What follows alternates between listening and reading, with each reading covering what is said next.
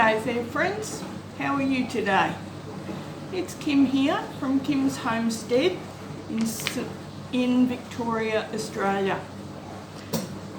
Well, it's the first day of winter, so therefore that means my 3-month pantry challenge has begun. So what I thought I would do is go through my fridges and a few little projects that I've got happening around the kitchen and get them processed and put away, ready for when I want to use them.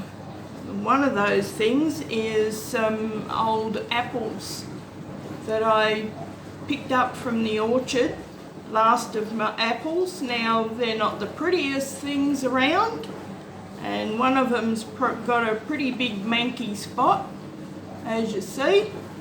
I'll see if half of it's any good or not. I have in the fridge is the last of the cherries that I was processing and a whole heap of juice. So I thought I would put these apples in with the leftover cherries, and I might make an apple and cherry pie later on this week. The cherry juice will keep the apples from going bad. So that's one way of processing them. These skins here I will keep. I will put into a Ziploc bag and put it in the freezer for when I'm doing some more apples. I like to keep the peels, and I make apple cider vinegar out of it. So here, from the last of the orchard apples, is apple cider vinegar that I'm about to bottle up. The peels that have been sitting there for probably a couple of weeks now, they will go out to the chooks, and the chooks will enjoy them. The benefits of the chooks from eating the peel, because it's been vinegarised, will help with their crops, and it just helps with overall health.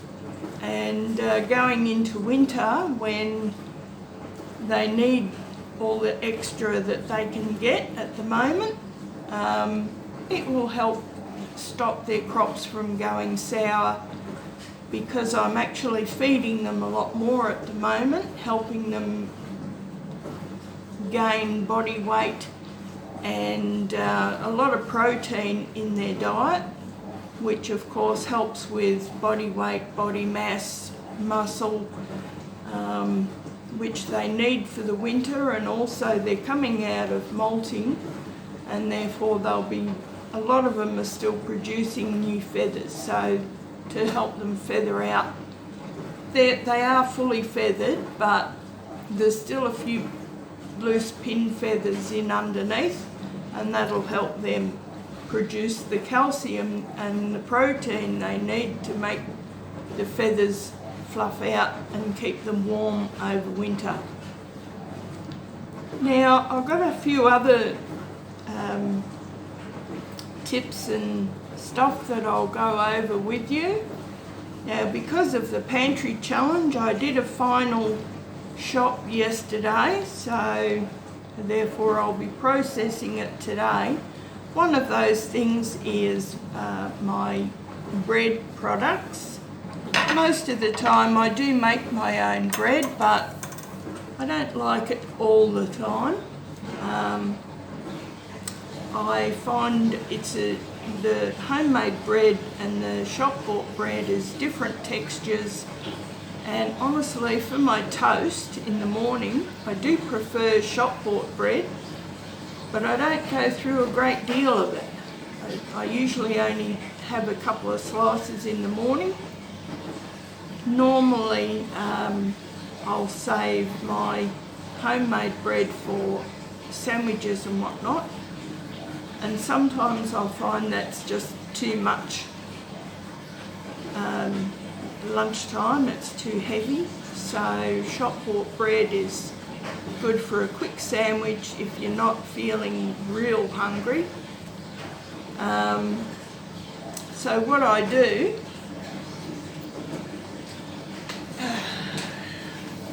is I parcel the loaves up in half loaves, because honestly I only go through half to quarter of a loaf at a time. So I'll just take out what I want out of the freezer, let it thaw out, and I've got lovely fresh bread for when I want it. Now I also picked up some raisin bread. Now I haven't had that for a long time. I thought, well, just as a treat every now and again during the challenge, especially if I'm wanting something sweet, I'll have some of this, which is what I had for breakfast this morning actually. I had a couple of these as toast and a bit of butter. It was yummy. Then I've also got some salad rolls. So I'll just pull out one of these as I need it. What I did is I broke up the buns and put them back singularly, because once they're frozen they're really hard to get apart. Basically you've got to destroy the whole loaf to get one off. So I broke them apart, put them back in the bag, and then because this bag actually breathes, I've put it inside a Ziploc bag, pushed as much of the air out as I can, and when I want some I'll just go to the freezer, pull out a piece and reseal the bag again, and then I'll pop that in under a tea towel or something like that, probably 15-20 minutes before I want some lunch, and make a nice fresh salad roll. So that's another way of saving. Now, my grocery list yesterday, and I bought big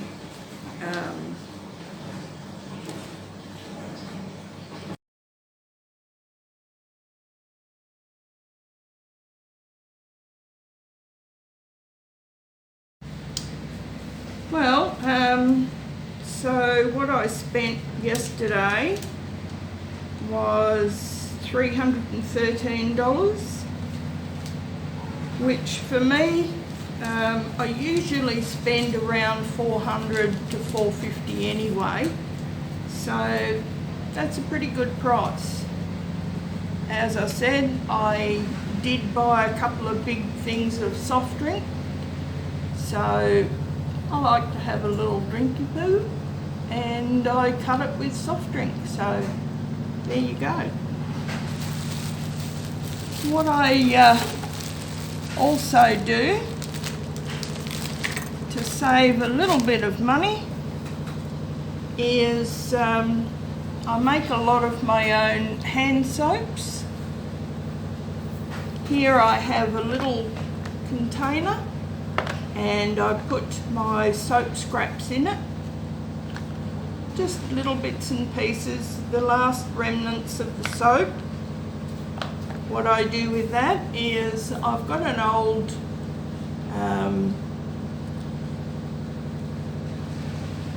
what do you call them? Vegetable scraper, and here I've got a old body wash bottle. It's even got the remnants still of the body wash that I poured out of it in it. So what I do is I put the grated soap in here and I fill it with hot water, probably about halfway with hot water.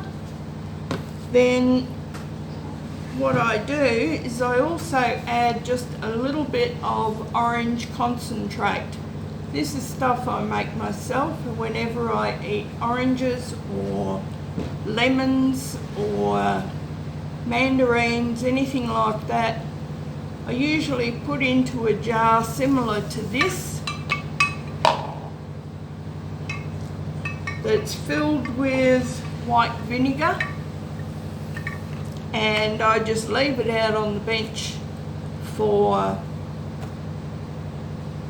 3, 4, 5 weeks, even a month or so, up on the windowsill, whatever. And when that's full, I strain it all out, and then I've got orange concentrate for as a cleaning product. It's one of the best cleaning products I've found. It cuts through grease and oil and dirt and whatever. So this is really good in your hand wash, especially coming in out of the garden when your hands are full of dirt and whatever else you've been doing out in the garden. It cuts through that really quickly and nicely. And I also make sprays, like bench sprays. It's really good for around the stove, in the oven, cuts through the grease. It's great in the bathroom, especially around your shower. It cuts through that body soap on your shower screens and down on the mat of your shower, in your bath, in your basins, and really good in your toilet bowl too, because then it's all natural. So we're on septic here. Now septic it's just a pit in the ground, and all your water goes into the pit, and it basically soaks away into the soil. The pit is covered, of course, so you've got to be really careful what you put down into a septic system. Now what I also do is I wash and save my freezer bags. So I just pop a little bit of this into the freezer bag with a little bit of dishwasher soap and scrub it all up, rinse it out thoroughly. And this is just a little thing that you put your washing up gloves on, see? And it drains them. Either that or a wooden spoon stuck into the drip tray I've got there, and stick your baggie over that. I save my cooking oils. They're what I use for fish and chips and frying potatoes, that sort of thing.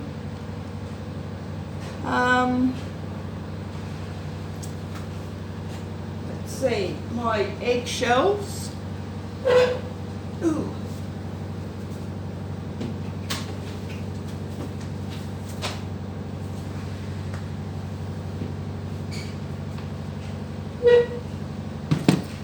My eggshells I save into just a little container here, and then when this is full I take it out and pop it into a bucket down in my shed. And then when I have enough, I've got just a little ninja bullet thing there, and I grind up a whole heap of shells, and that's what I use when I plant out my tomatoes. Pop a little bit in the hole, a little bit over the roots of the tomatoes, and it's basically powdered calcium. Then I also have a bucket kept on my bench, and that is my chook bucket. Basically any scraps or whatever that I have all goes in the bucket, and that's what I feed my chooks at night time. So you can cut down dramatically on feed for your chooks just by saving all your scraps. which goes into a central, it's actually the framework from an IBC tote that has shade cloth all the way around it to allow air and that to get in there and moisture to get out. I put all my scraps in there, and the chooks hop in there and scratch around and pick through and take what they want, and the rest of it is left to compost down, and that's what I use for compost in the garden. I don't have to worry about turning it. The chooks do that for me. I don't have to worry about breaking it down or anything. Between the nature and the chooks, they do that for me. And what I'm left is with a really rich compost, which I just sieve and put into my garden. It's really great stuff.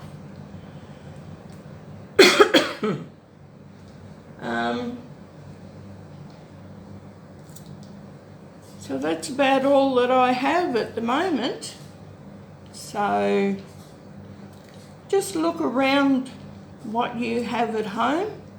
Even just a few of these particular things can save you a lot of money over just even a couple of months.